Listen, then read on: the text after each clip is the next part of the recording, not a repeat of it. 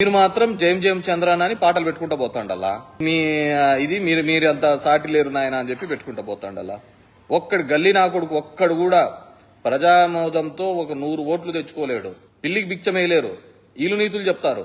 ఉంది కదా social media platform అనేది. ప్రతి దీంట్లోనూ కూడా సోషల్ మీడియా అనేది మీ ప్రాంతంలో ఉన్న పరిస్థితులను చెప్పండి, మీకు జరుగుతున్న మంచిని చెప్పండి, మీకున్న చెడుపుని చెప్పండి, సమాజంకి ఏదైనా మేలు జరిగే విధంగా చెప్పండి. అది వదిలిపెట్టేసి నీచప్రాతలు, నీచపు చేష్టలు, దీనిలో కంటే ఏదైనా తార్చి బతకచ్చు కదా మీరు. రాజకీయ నాయకులు మాకు తప్పని ఆ దరిద్రం మీరంతా ఏంది? నాకు చూసి పొద్దున్నే చూస్తానే నేనంతా సోషల్ మీడియాలో అంతా వచ్చింది కానీ అరే ఇంత లోఫర్ బతికేంది ఎవడైతేనేముంది. I don't want mention their names. ఎవడో అజయ్ సజ్జా అంట, వీళ్ళంట, ఇంకోడంట. ఎంద్ర మీ బతుకులు రే. దమ్ముంటే మీరు నిలబడంటారా ఏదో నియోజకవర్గంలో తెలుస్తుంది మీ బతుకులు ఏందో. ఈ విశ్లేషించిన ఆ కొడుకులందరూ కూడా ఒక రోజు నిలబడండి. జనం యొక్క కానోడు 100 మంది ఉంటాడు. ఒక పబ్లిక్ లైఫ్ లో 10 మంది యొక్క మంచి కొడుతూ 10 మందిని యొక్క అటెన్షన్ డ్రా చేయాలి అంటే, 10 మందికి మేలు చేయాలంటే దాని యొక్క ఇది చేస్తాడు. నేను సొంత వ్యాపారం కాదు కదా, నాకు సంబంధం లేదనుకో, నేను ఒక్కడో ఇష్టానుసారం తిట్టచ్చు. దానికి ఏముంటుంది మరి నీతి? ఏంద్ర మీ బతుకులు? ఒక కుల పిచ్చితో పెట్టుకొని బతకాల్సిన కర్మ ఏంది వచ్చింది. ఇప్పుడు ఆ కుటుంబానికి మీరేం చెప్తారు? ఆ అనాథలైన పిల్లలకి ఏం చెప్తారు? అనాథలైన పిల్లలు కాళ్ళు పట్టుకున్నా కానీ మీకు మీ జన్మ ఇది కాదు కదరా. పెట్టుకునే దాంట్లో కూడా క్యాస్ట్ పేరు కూడా తప్పు పెట్టుకునేది రాసేది. ఇంకంతకంటే బతికేంది? ఒకరు పుట్టిన నా కొడుకులు కాదనే కదా అర్థము. కులం పేరు తప్పు రాసుకొని బతుకుంటే ఒకరు పుట్టిన నా కొడుకులు కాదు కదా. ఏంద్రా ఇది మీ బతుకులు? చిన్నపిల్లల మీద ఇంగ్లీష్ మాట్లాడింటే ఆ స్కూల్లో ఇంగ్లీష్ మీడియం బాగుందంటే దాని మీద ట్రోల్స్ చేస్తారా? ఆ పాపకు తల్లిదండ్రులు ధైర్యం చెప్పకోకుండా ఆ పాప ఏదైనా కానీ చేసుకుంటే ఎవర్రా బాధ్యులు?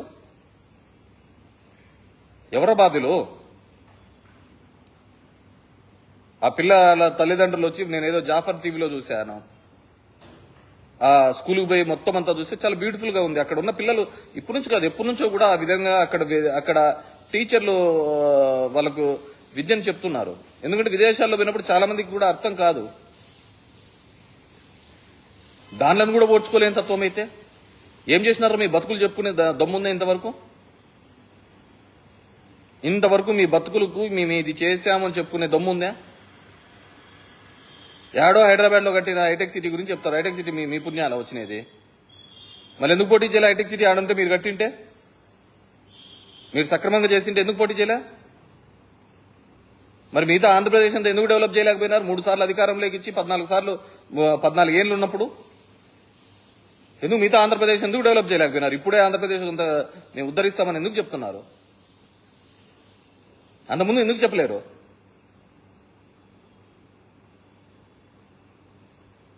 కడుపుకు అన్నం తినేవాడు దయచేసి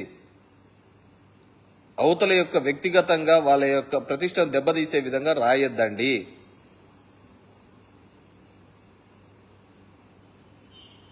షర్మిల దాని మీద కూడా ఫేక్ అకౌంట్స్ క్రియేట్ చేసినది ఎవరు? తెలుగుదేశం పార్టీ వాళ్ళు కదా. సునీత మీద కూడా ఫేక్ అకౌంట్స్ క్రియేట్ చేసినది తెలుగుదేశం వాళ్ళు కదా. వాళ్ళు రెడ్ హ్యాండెడ్ గా పట్టుకున్నారా లేదా? వాళ్ళకంటే అర్థం కాదులే, వాళ్ళు ఏదో హోయిలో ఉన్నారు. వాళ్ళకి మంచి ఏందో చెడేందో వాళ్ళకి తెలియటం లేదులే. దాన్ని మీరు అడ్వాంటేజ్ ఆ బతికేది ఎందుకు?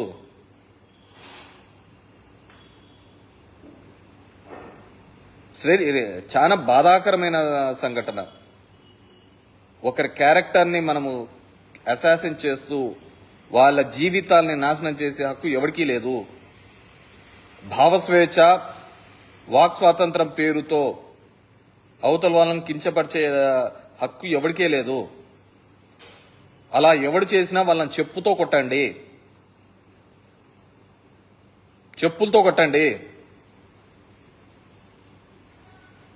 అది వాడెవడైనా కావచ్చు, అది పేపర్లలో రావచ్చు, సోషల్ మీడియాలో రావచ్చు, ఇంకే దాంట్లోనే రావచ్చు. What right? నీకేం హక్కు ఉంది? అవతల వాళ్ళ క్యారెక్టర్ కిల్ చేయడానికి నీకేం హక్కు ఉంది? పోనీ మీరు అంతకు మించిన క్యారెక్టర్లా మీవి? మీరు చేయనంత లంగా పనులు ఎవడు చేసిండాడు? మీరు చేసినంత దరిద్రం నా కొడుకులు ఎవరు ఉండరు, మీ అంత దరిద్రం నా కొడుకులు ఎవరు ఉండరు. ఈ రాష్ట్రానికి పట్టిన దరిద్రమే మీరు. ఇన్నేళ్లలో మేము ఇది చేసినామని చెప్పుకునేది ఏమైనా ఉందా ఎక్కడైనా?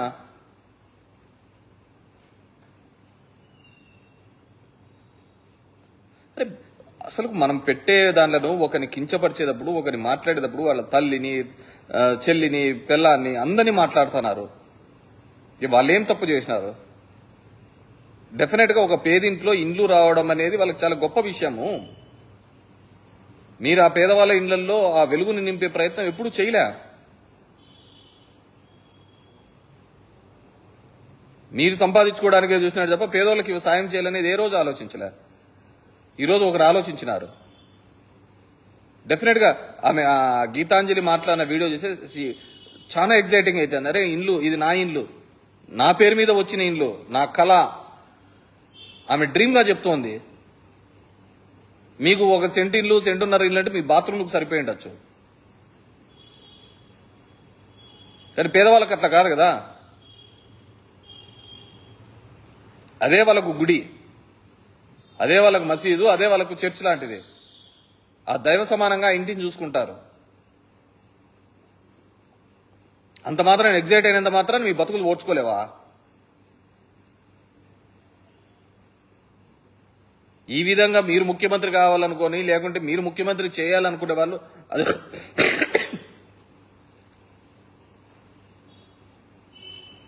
ఏమి ఆ విధంగా రాయడం వల్ల, అంతమంది ప్రాణాలు బలి కోలుకోవడం వల్ల, వాళ్ళ క్యారెక్టర్ అసాసిన్ చేయడం వల్ల మీ బతుకులు బాగుంటాయనా? మీ బతుకులు అంతకంటే దూరం అయిపోతాయి కదా. అరే చిన్న పిల్లోలను కూడా వదులుకోకుండా ట్రోల్ చేస్తున్నారే, అది గొప్ప విషయమా? అది గొప్ప విషయమా?